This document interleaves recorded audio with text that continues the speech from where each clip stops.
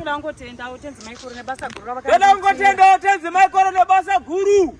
Ndine mwana wangu Blessing andinaye panapo. Ndine mwana wangu Blessing wandinaye pano. Ane dambudziko rekudonha. Anga ine dambudziko rekudonha. Kwe 5 years. Kwe 5 years.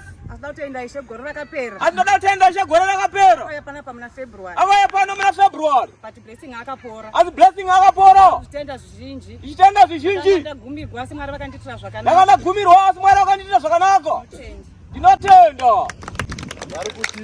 Vari kutisho. 5 years mwana achidonha pari. 5 years mwana achidonha pari. Hanzi akambotanga achiti pamwedzi mitatu. Zamarara kuti mwedzi wega wega. Saka ari kuti zvaakauya pano. Kubva zvauya pano. Hakusina zviri kuitika. Vakapara. Amai vacho vari kutaura. Iye ngaataura wega.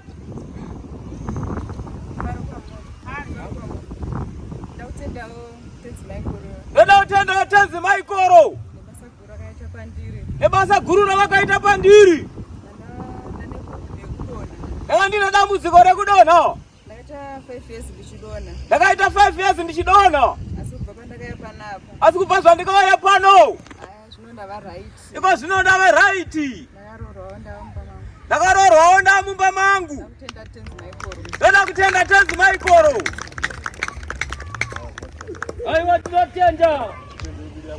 Ngatitenda mbiri ya Mwari yakanaka. Kubara kwamara. Amen.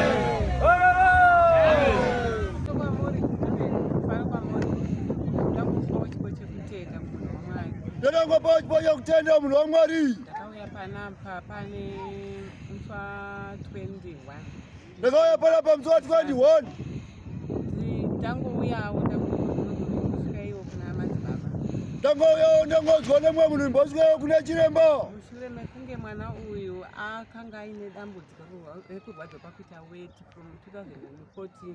Mwana uyu akanga ane dambudziko rekurwadziwa pakunorasa mvura. Ndikaenda kumachiremba. Tikaenda kuna chiremba. Achirapwa zvakasiyana siyana zvavaifungidzira. Vachirapa zvakasiyana siyana zvavaifungidzira. Asi zvakaramba. Kasi zvakaramba. Ndazosvika panzvimbo ino.